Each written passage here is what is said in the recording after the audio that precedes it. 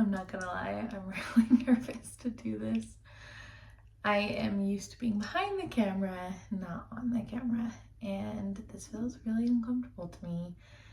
And I want to just move forward because I want to press on and get a message, multiple messages out there that I really have been feeling like I want to share for a long time now.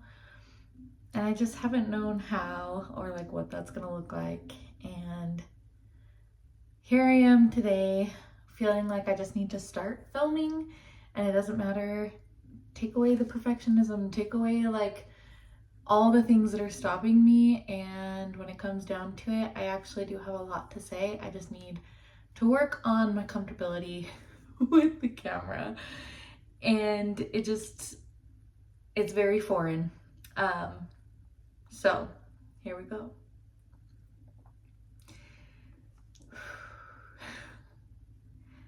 So my name's Sydney Anderson, and I have been born and raised here in Utah, and there are a lot of cultural things here locally, subcultural things that I've experienced, as well as I moved out of state for a few years in college, experienced some new things that altered kind of who I was as a person. And I have spent the last 2 years slowly and sometimes painfully unraveling who I had become, and especially becoming a mom. So I have 3 girls, a girl fam, and becoming a mom, I felt like I kind of skipped over this point in growing up, I guess, of self-discovery, self-reflection after getting out of school, out of going to college, playing volleyball in college, then moving back home and continuing my college education and graduating. And then only a few short years later, I met my husband, and he definitely brought out the best version of me and a very, very fun and carefree version. But then like real life happens, I feel like. And with children, if you're a mom or a parent or even a grandparent, maybe a aunt, uncle, I don't know, I feel like in some aspect of this you can probably relate that they kind of become the first priority in your life, and you forget that you're human too, and that you also need to take care of your human that you were meant to be on this earth with, I guess, and have this like human experience with, which is yourself. And the words, as I became a mom, and so my oldest is almost 5, and I feel like I'm just now getting to this point where self-care is talked about a lot, especially like being a mom, or if people think you are burnt out or you're overwhelmed or having like a hard time, self-care is like one of the first things that get brought up. And I didn't understand why this didn't resonate with me. And a lot of things that people were recommending to me to help with how I was feeling, I probably was going through some postpartum depression and didn't fully understand that. I feel like I had this like idealistic, not even idealistic, this like picture perfect idea of what postpartum looked like, and I didn't check those boxes. But I think there's a lot of different versions of what that can look like for a person, especially now going through it 3 times. And with my 3rd baby, she's almost 7 months now. She just turned 6 months. Time kind of flies, but I went through it the worst with her. And it was different, even with my other 2 experiences after giving birth. And so I went through this kind of journey for myself of like, what does self-care look like? What even is self-care? Because I didn't even know that word really existed, except for maybe in movies and songs. And it was something that like a term I understood, but like I didn't really know anyone in my immediate life that implemented that, let alone women in my life. I come from a family of very, very hardworking women who have definitely earned the titles that they have. They have made very successful careers. I was even a 5th generation real estate agent, and of women who had to fight for their rights, even in like the real estate world. So I feel like there's like a lot of generational and multi-generational stuff that I was dealing with that I wasn't aware of either. And so on this journey to kind of figure out what those things meant for me and terms that resonated with me,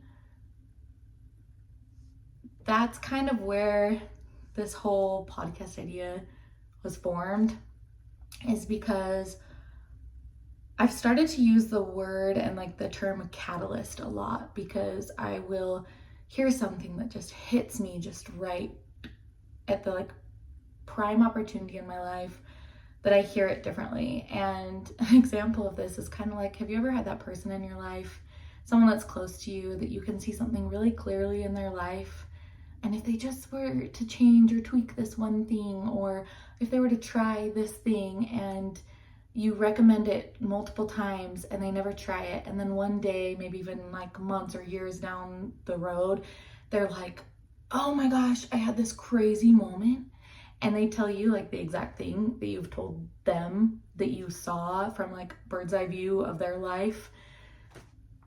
But it, for the person that is receiving this advice, like it has to hit them at the right time, like when they're ready to receive and ready to hear it. And so that's kind of where I'm coming from with all this filming. And I just want to be a place where people can go and hopefully just receive like one catalyst that can change the trajectory of the way they think about something, potentially like how they reframe a term, or maybe even like the ability to express themselves or think for themselves, like introspectively, how they've never thought before.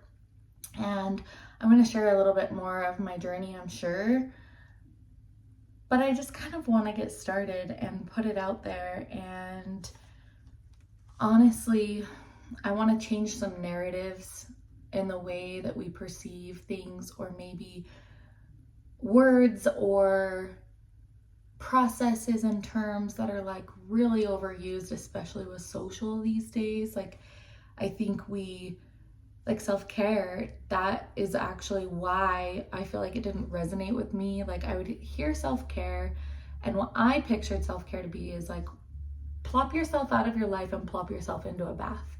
But for me, self-care is not a bath, and I don't love or enjoy to take baths sometimes, but that's like not my go-to version of self-care. And so what I would do is I would write it off. Like, anytime that word was used or that phrase was used because of my perception of what that meant, I'd say, yep, not for me right now. And I had a lot of things like that in my life that I'm having these like beautiful kind of unearthings, is that the right word? Like, I've unearthed a lot the last few years. I do say that often, but I think I'm having kind of like these big ahas, is maybe a better way to put it, of just kind of releasing a lot of pressure that I didn't realize I was putting around concepts.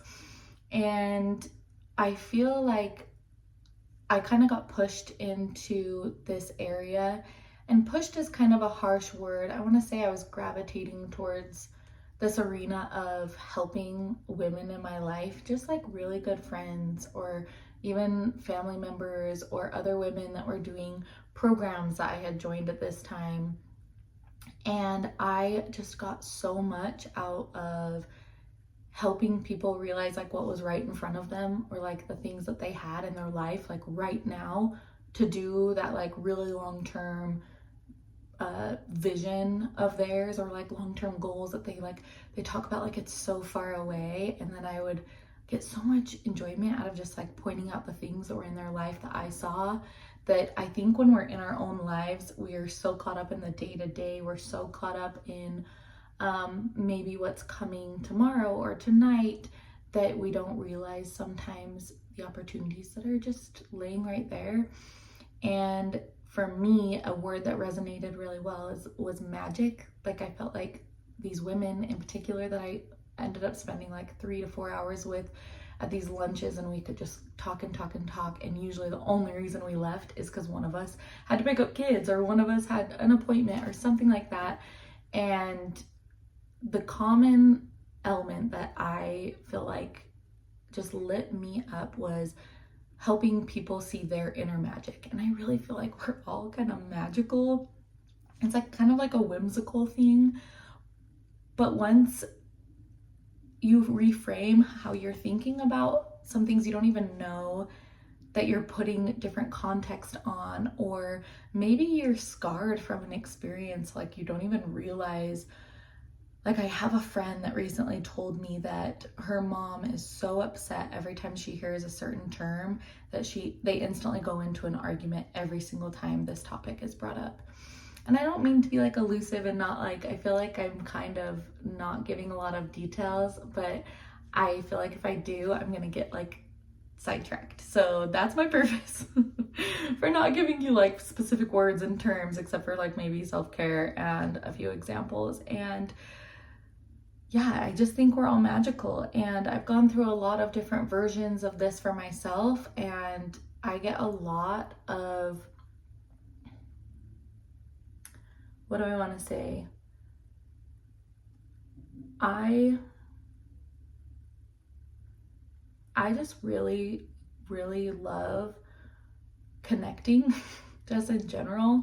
I guess I was trying to make it more complicated, but it really is quite simple. Like, I just love connecting with other women who feel similarly as me, or even women that use some of the terms that I'll end up going over. Like, let's just keep using self-care, I guess, but like, who don't even realize they don't resonate with a word, and they kind of get very masculine and pushed out of feeling of like that being energy, which is feminine, which is one of the biggest catalysts for my journey was learning about feminine and masculine energy. I guess I should really bring that in, because I had a mentor of mine that she brought that into my life. And it was right after I quit working with my parents, which was a almost 7-year-long journey. And it was really, really hard for me to separate myself from them. I was very enmeshed with my family. We are very, very close to this day. But also, like, in their business, I started to just slowly see things I could help out with and slowly take on more and more and more. And next thing I knew, I had 2 kids. I had moved 3 times, and I had like 4, 5, 6 hats at like my job, and it was getting really overwhelming, and my life had just changed. And I was like, I need to make some adjustments. And then I realized that the trajectory I was on working for them wasn't quite where I wanted to go. And when I met my mentor that taught about feminine and masculine energy, I was almost like blown away. It kind of felt like there was something that I have been missing my entire life, and I could feel it. I didn't have words to put to it, but it was something I was seeking. And when I heard what feminine energy was and like what our natural state of feminine energy was, I was like, oh my gosh, my whole life I've kind of strived for this, but I didn't know it existed. And she made a very clear point too, that feminine and masculine energy, women and men, we need both. And so she used an analogy a lot of a pendulum, like swinging. And usually there are some women, not everyone, but I did this, that you find out about feminine energy and you're so elated, you feel like so fulfilled, that your pendulum swings so far to the feminine that it can actually be toxic. It's almost too much. And so the percentages that she would use is you want to be like 70% feminine, and that remainder 30% is going to be the masculine, and then it's flip-flop for men. So they're going to be 30% feminine, and it kind of varies. She was like, it's around that range, but like that is one of the biggest misconceptions, like blanket misconceptions, is that like to be feminine, you are extremely feminine, but it's a balance. And I will share an analogy that I really love that talks about the feminine and masculine energy. So like the main energy behind feminine is being, and then the main energy behind masculine is doing. and I was living in the doing. I don't even know if I knew being existed, okay? And so when I found this out, I was just a little bit flabbergasted, because I was like, how has this been here my whole life? And I think I was 28 at the time. I was like, and I'm just hearing about this now. So it felt so beautiful and so like such a perfect time for me, and such a big transition in my life. And the analogy that I wanted to share is that, so how do I want to word this? Feminine is like a river, and it flows, right? And it's very, very strong. Like water can make canyons, right? I mean, I'm here in Utah. I definitely know that's true. And water can be so powerful when it's like concentrated. So like if the river is narrow. And so if you have too much feminine, you can flood something, which can be deadly, right? Like natural disaster type thing, right? But the masculine, where the masculine comes in for us, is they're the riverbanks. So we need riverbanks to direct us on where we're going, if that makes sense. And that was really, really beautiful to me and stuck with me, because I'm a very visual person too. And I just loved that analogy, because I went from having just riverbanks, no flow, like no river, just these really tall canyons. And then I went to being the flood. And it was so hard to control, because it was such a new concept. And I was just like ingesting and like really inhaling like everything without chewing that I could at that time. And it led me to be like very, very introspective and kind of a deep thinker about things, and start to analyze. Because like I mentioned at the very beginning, I'm usually behind the camera. So like my background is I started in property management, and then I really loved the marketing aspect, because I just gravitate towards design. I love when things aesthetically look pleasing, but I also like I like playing with design, I guess, and being creative just in general. So I took on marketing, I took on social pages, I took on events. I love event coordinating. I actually will volunteer my family. I want to be the one hosting the baby shower or the bridal shower, because I usually can envision something for like that particular person that I wouldn't envision for the person next to them. So like if it's my sister-in-law, for instance, I threw her bridal and baby showers, and I made them what they were and designed them based off, like, Brittany is her name, like her essence. And so I started to kind of realize that. I took on more and more events, working for my parents. They have a real estate, they had a team. I was on the team at the time, like a formalized team, but they had been in real estate, been invested for years and years, and had a very, very experienced background, always self-managed multiple properties. So I took on managing their 48 doors, all in Utah. So I was like the boots on the ground. And then I took on marketing. I took on like their website management. I took on their social pages.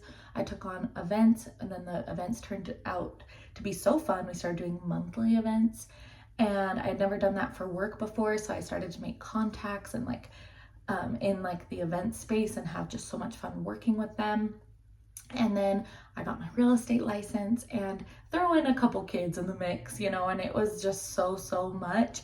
And we were operating at such a capacity that it was not sustainable for me at all. And so when I switched over, what I took from that was, wow, I didn't realize it, but over the years, I branded and rebranded my parents' property management company and their real estate company.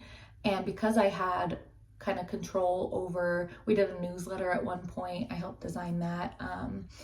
And since I had kind of control of all the like visual design aspects, I would be like, hey, we need a refresh. It doesn't, like, I used to say when I first started working for them, and why I kind of took on what I did is because I'm like, no one would know this, but you guys are like some of the most badass real estate agents. But like, if you look online, like, you would never know. And this is like when social media is like getting bigger and bigger. And it's like, you gotta be, if you're gonna survive, you gotta be online type of a deal, right?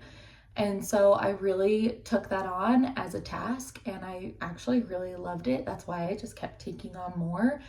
And so when I went off on my own, I met up with those girlfriends, the same girlfriends I meet with. I have some really awesome women in my life, and in talking to them, the conversation kind of always turned to branding. And I was like, it's not really branding, it's kind of like life in general, because we talk about personal aspects and how they could bring like their talents and their strengths and their hobbies into their work life, so they could be like, and I didn't even have this word at the time, more authentic, like more in line with who they are. And so I played around with that, and I started to do branding consulting, like one-on-one, and kind of turned it into something I never thought would happen. And then I got scared. In all honesty, it was just too much for me. I was just like, I was taking on some clients that I wasn't equipped to help, but I really, really wanted to. And then I switched over to being like a contractor for people and doing like their business's branding. And I started to realize that sometimes people aren't ready to do like soulful branding just yet, because they need to discover like what their soul even wants. And it was really, really, really freaking hard for me to articulate that to people. And so now I am where I am now. Now I'm here at this point, and I just feel like I have so many little nuggets and so many thoughts that I just wish I could share with everyone. Like everyone I talk to, a lot of these topics that I'm hoping to dive into more, they get brought up, and they get brought up often. And a lot of the women I think are just these powerhouse women are kind of learning to slow down and to really start to listen to what's in their heart instead of their head. And even with branding, like I see so many decisions be made off of what people think they should do. And often the most successful people that I know, they don't go by any playbook. They're not even on socials, because they are putting their attention towards like finding what they really desire, or like learning how to meditate, learning how to access what's deep in, like, we hold so much information and so much knowledge, and it's so incredible when we take time to actually make time for ourselves, the things we can access and the things that like we actually can regurgitate. And then you listen back, or you watch something that you produced or you wrote later on, and you're like, I wrote that, or I said that. Because we get into this place of creation, we get into this like inspired action, where when we feel inspired, we're so creative, and something I'm gonna do will be so different than something you would do. And so I'm on here, I guess, to just start, and I want to pose some questions and get those gears turning, and hopefully shave away. I love this analogy. I always use this with my friends, but it's like, it's almost like we have this layer. I picture this layer around our bodies that's like shit. I wish I had a cuter term for it, but I don't. And I feel like it's like the comparison, like everyone else's website, everyone else's social content, like, oh, this trending audio, oh, this trending this, like, oh, to keep up with the Joneses, like, especially here in Utah, I deal with that so often, and I don't even realize, like, I compete with people's image all the time, or having an image, perfectionism, all those things. It creates literally this like seal around us. And I just want to break through that seal for people. And I picture it like this, like thin layer of plastic that if you just poke at it enough and you question it enough, you can break through, and then you have like this vast ocean to explore. And I'm big on visuals, and I just like love that. And it just sounds so freeing to me. And again, we all have our own magic, and I hope that I can be a catalyst so you can explore your own magic, because I think we can all be our own catalysts. Something I've personally really battled with is getting stuck in how do I do this? How do I start? How kind of future tripping is a term I really like. And I am trying to reframe asking myself how with asking myself why. And it has been unlocking some really beautiful, just root reasons or deeper reasons to why I feel certain ways, or why I act certain ways, or certain behaviors that I've always done, or maybe like projected out there that seem to just kind of like dissolve once you address them. And this is where the title of this whole filming little project comes into play. Is I want to share what I've learned, but I want you to take what sticks for you. And like, I am sharing my personal experiences and what's true for me, but that doesn't necessarily mean that it correlates or it makes sense in your life. But if there is one small thing or two small things that do, it can make a big impact in a really short amount of time. And so another visual that I like to think about is stepping out of the how to explore the why. And the why is kind of just like turning inward and just questioning why you react certain ways, or something really bothers you. It's like, why is that? Like, the simple reflection sometimes can lead to like a surface level answer. And then sometimes if you sit there in quiet and you like ponder that, it doesn't feel right.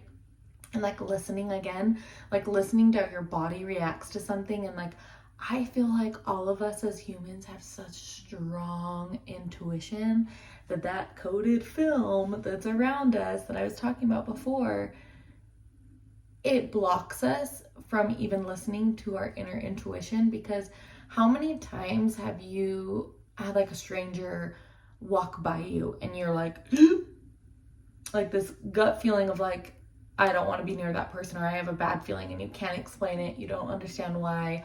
Or someone you know has a friendship, and every time they bring up this friendship, you're like, they're not a good person, and you have no context, no reason why, except you just get this feeling. And I think we're a little disconnected right now from listening to that intuition. And so I believe with asking yourself why, a lot of the times we're able to connect back to our intuition.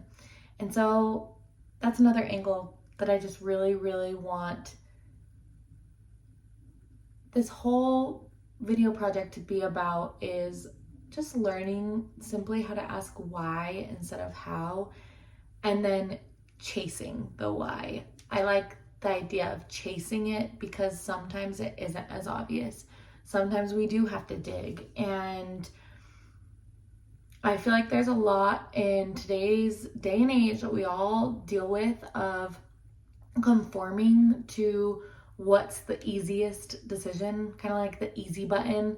Like, oh, I don't want to think too deeply about that concept, or I don't want to think like, I don't want to go there. I don't want to ruffle feathers. I don't want to turn heads.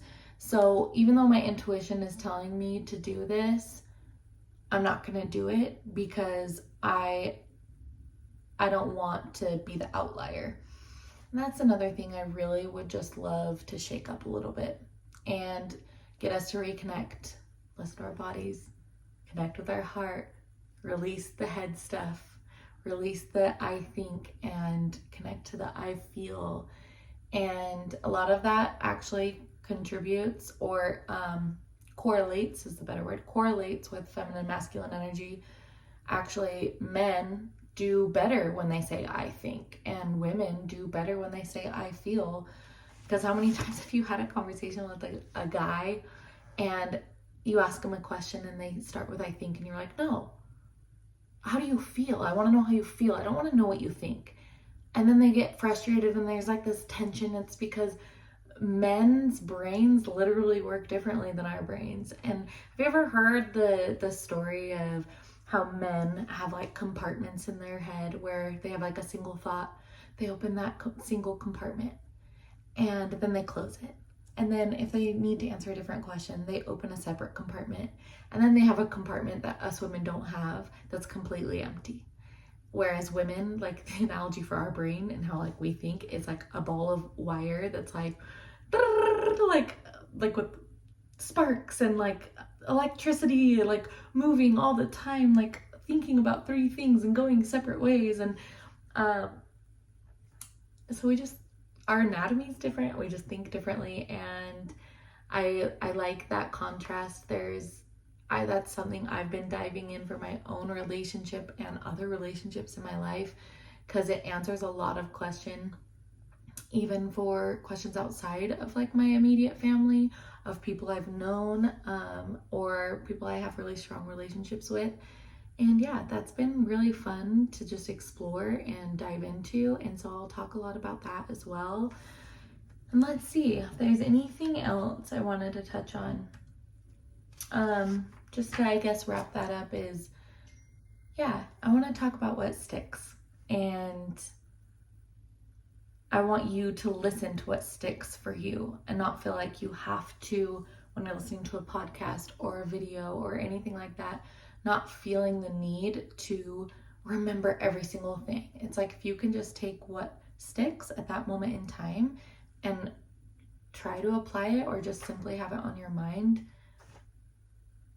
just starting there instead of doing it all. Okay. Let's see how this thing goes.